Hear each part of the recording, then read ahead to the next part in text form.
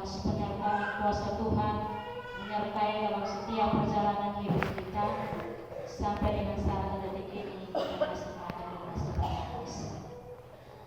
Bapak, Mama, saudari-saudari yang diberkati Tuhan, firman Tuhan yang menjumpai kita di minggu ini di dalam kitab Yesaya pasal 43 ayat pertama hingga ayat yang ke-7.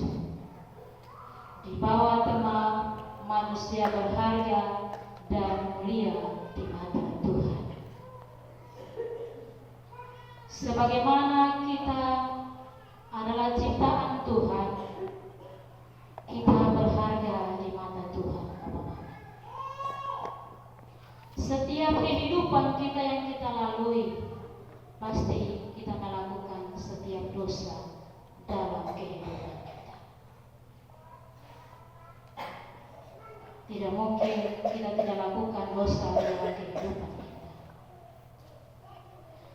Sebagaimana kita dipandang dalam firman Tuhan di pagi hari ini, bangsa Israel sedang ada di pembuangan Babel. Tuhan menghukum mereka karena dosa yang dilakukan. Mereka ditindas dan sangat menderita. Akibatnya mereka putus asa. Mereka hilang harapan dan tidak bisa melihat masa depan. Mereka tidak lagi dikenal dan tidak lagi dipeduli dengan hidup mereka. Tetapi Bapak, Mama, saudari-saudari yang diberkati Tuhan, dalam situasi seperti itu, Tuhan datang berbicara melalui nubuatan Nabi Yesaya, memberikan penghiburan, harapan, dan kekuatan bagi kita. Nah, di mana kitab Yesaya kita membaca dari ayat yang pertama, menjadi kekuatan bagi Bapak, Mama, saudari dan saya. Janganlah takut. Sebagaimana kata ini menjadi kekuatan bagi kita sekalian, karena kita adalah berharga di mata Tuhan. Bapak, Mama yang berkelebihan, kekurangan, apapun kehidupan kita, kita adalah berharga.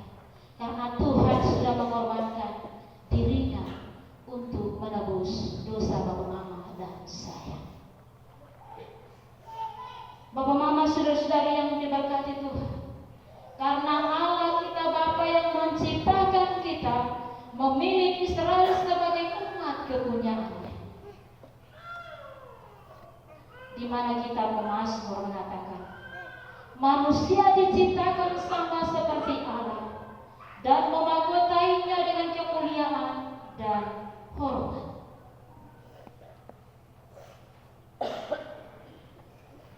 Karena Tuhan sudah menciptakan melalui karya kebesaran Tuhan, Dia yang membentuk kita dan menjadikan kita.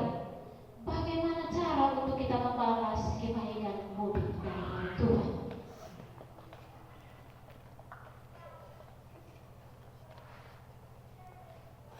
Sebagaimana bangsa Israel, mereka sudah dibunuh, tetapi Tuhan memanggil mereka dari utara selatan, dari timur barat.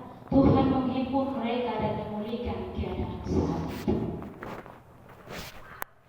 Kita dikuatkan melalui firman Tuhan di saat pagi hari ini.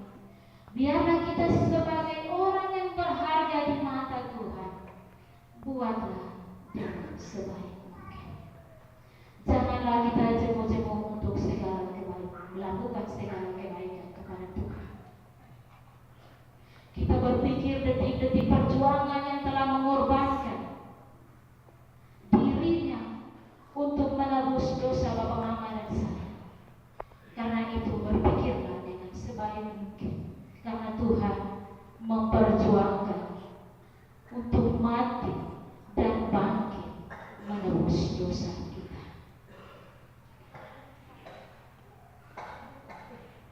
Inilah kehidupan kita.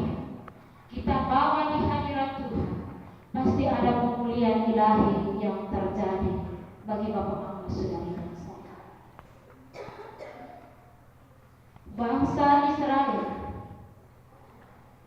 dalam setiap melakukan kebaikan dan kebenaran dalam hidup mereka, Tuhan mengenal dengan baik, dan Tuhan tidak membiarkan mereka hanyut, tidak membiarkan mereka hangus.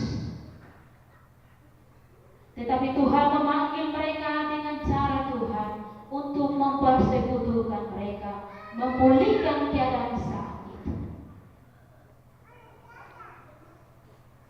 Kita melihat bukan sekedar identitas diri daripada juga, tetapi bukti pemeliharaan Tuhan, pemilihan Tuhan yang sah.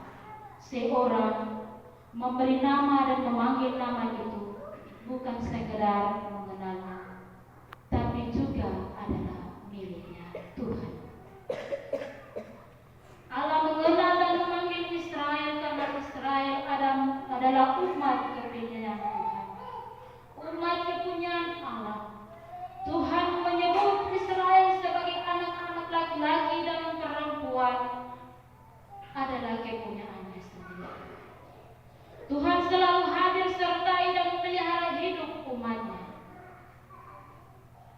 Karena itu kehadiran Tuhan akan menyertai dan memelihara Bapak Mama Saudari dan saya.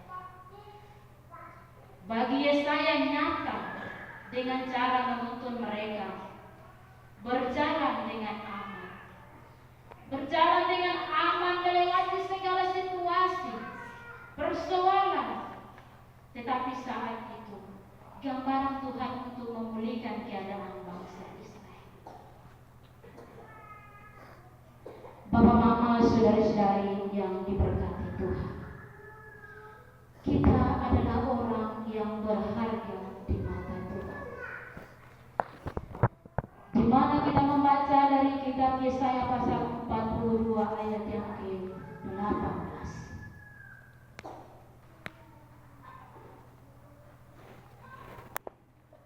Dengarkanlah hai orang-orang tuli, pandanglah dan lihatlah hai orang-orang buta.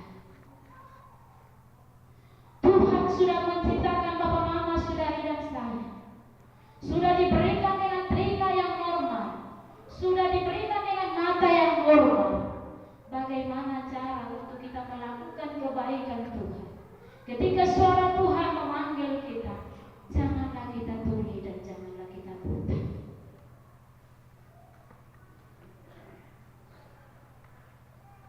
Orang-orang yang melakukan kejahatan saat itu, Tuhan tidak membiarkan mereka untuk mereka dihanyutkan. Allah kita adalah Allah yang setia. Walaupun kehidupan Bapak Mama dan saya melakukan kejahatan kepada Tuhan, tetapi Tuhan tidak membiarkan kita untuk dalam jatuh dalam dosa. Tetapi kita terus ada dan kita terus masih bernafas dengan sampai saat dan detik ini. Sebagaimana ayat yang ke-5 dan ayat yang ke-7 menjadi pemulihan bagi bangsa Israel.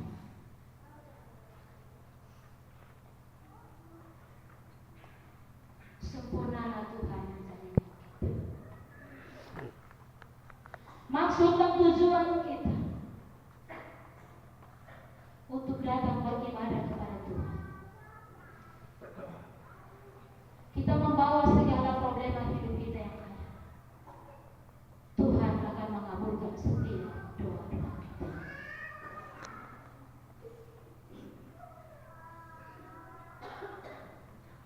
Tuhan memperjuangkan,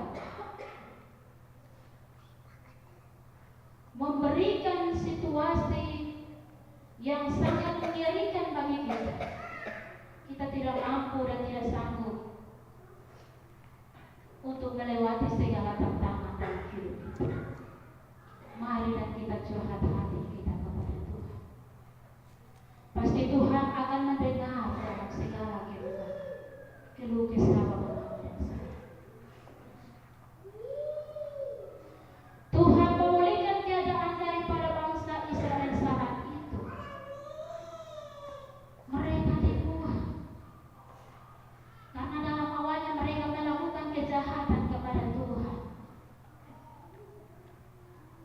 Inilah cara Tuhan untuk mempersatukan kehidupan kita. Nah, di mana firman Tuhan di saat pagi hari menjadi puncak kasih Allah yang kekal bagi Israel adalah menebus dan menyelamatkan Israel dari pembuangan di Babel. Tuhan memulihkan dari penderitaan. Ia kumpulkan semua generasi dari berbagai ujung bumi dan hidup sebagai bangsa yang bebas merdeka di tanah perjanjian. Tuhan menebus dan menyelamatkan Israel karena mereka berharga dan mulia di mata Tuhan. Di saat ini kita masih ada pada bulan kebangsaan. Dalam minggu ini, tepatnya tanggal 17 Agustus, sebagai warga bangsa Indonesia, kita merayakan kemerdekaan bangsa kita yang ke-79. Di pagi hari ini firman Tuhan menjumpai di dalam kitab Yesaya mengajarkan kita berbagai hal penting untuk kita lakukan. Di mata Tuhan semuanya itu berharga dan mulia. Bapak Mama, saudara-saudari yang diberkati Tuhan, adapun kehidupan kita identitas sebagai suku bangsa dan budaya, agama dan lain-lain sebagainya, semua manusia itu berharga dan mulia di mata Tuhan.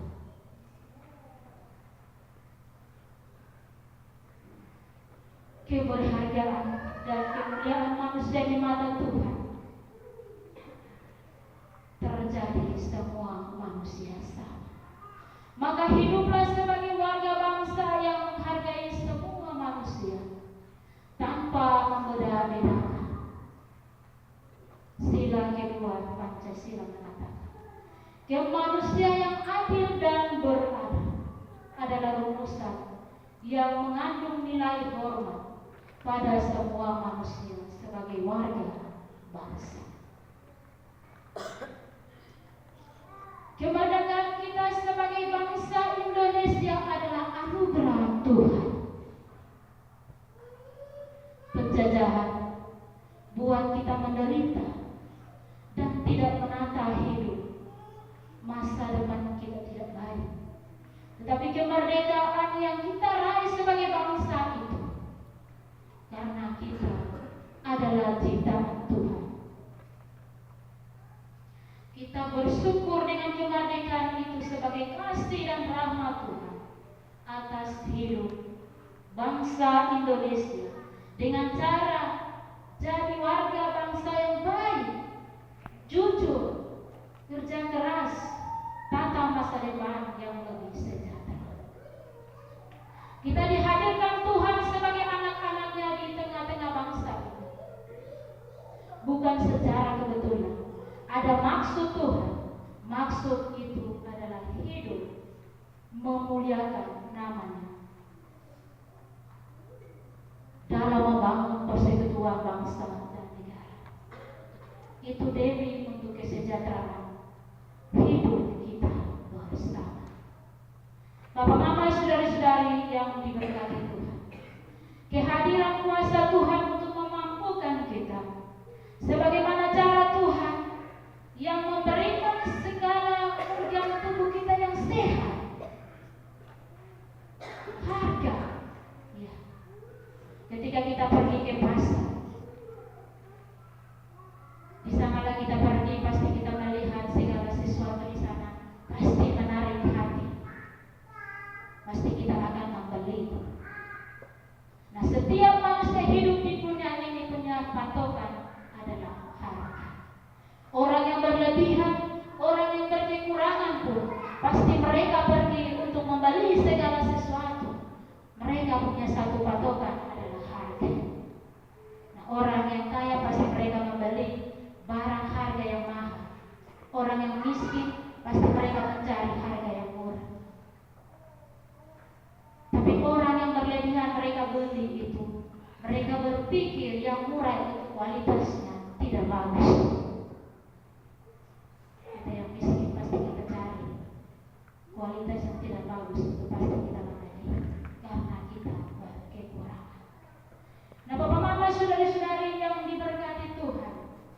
mana Matius pasal 16 ayat yang ke-26. Menjadi tekanan bagi kita untuk kita berpikir tuntunan kuasa Tuhan yang ada penyertaan bagi kita semua. Apa gunanya seorang memperoleh seluruh dunia tetapi kehilangan nyawanya? Dan apakah yang dapat diberikan sebagai ganti nyawanya? Matius 16 ayat yang ke-26 ini sangat berharga bagi kita. Sangat menjadi kekuatan bagi kita.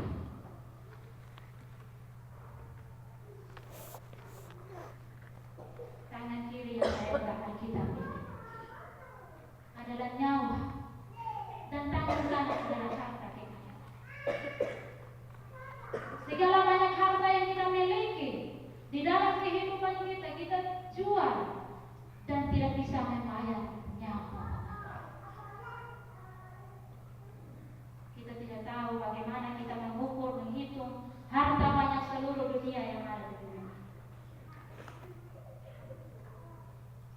Tetapi kita tidak bisa mengganti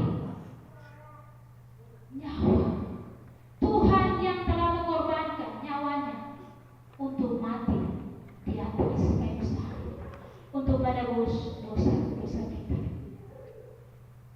Bapak, Mama, saudara-saudari yang diberkati Tuhan, ayat yang keempat adalah memperkuatkan bagi kita untuk kita senantiasa bersyukur kepada Tuhan.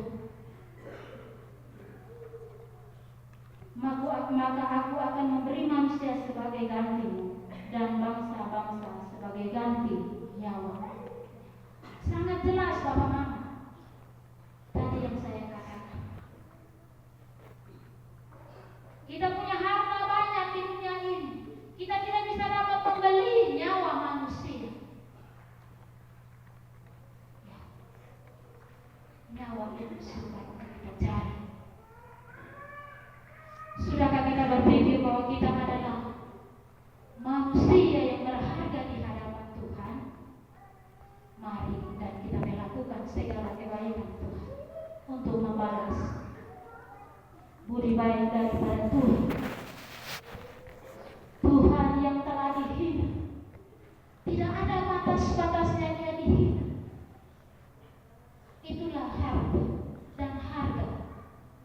Kalau kita sebagai manusia kita diolok, dihina, pasti kita akan membalas karena saya tidak bisa bertahan. Tetapi Bapak Mama, dengan kehidupan Yesus Kristus yang telah memperjuangkan kehidupan untuk Ia dicaci maki, Ia dihina dengan segala omongan penderitaan yang Yesus tempuh, Dia tidak bisa membalas dengan tundukan kepala. Ia mati di kayu salib untuk menebus dosa Bapak, Mama, dan saya. Dan saat itu kita masuk dalam kehidupan di mana Nabi Ayub, ia dicobai oleh iblis. Ia meninggalkan segala harta miliknya, meninggalkan anak, meninggalkan istri, dan meninggalkan sanak saudara.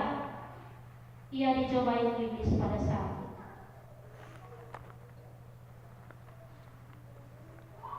Dia menempuh dengan penderitaan, dengan sakit penyakit yang Nabi Ayub rasakan saat itu. Apakah kita bisa seperti hal yang kita tempuh? Tetapi Ayub dengan segan-segan melakukan segala kebaikan kepada Tuhan. Ia dicobai oleh iblis, tetapi dia tidak tinggal diam. Ia terus memuji dan memuliakan nama Tuhan, bahwa ada di hadirat Tuhan. Dan juga saat itu Bapak Mama, iblis juga tahu ada satu hal yang Ayub lupa. Satu kehilangan lenyap. Karena tubuh Ayub tidak mempersembahkan. Ya, kita bisa baca dari pertama Korintus pasal 6 ayat yang ke-20.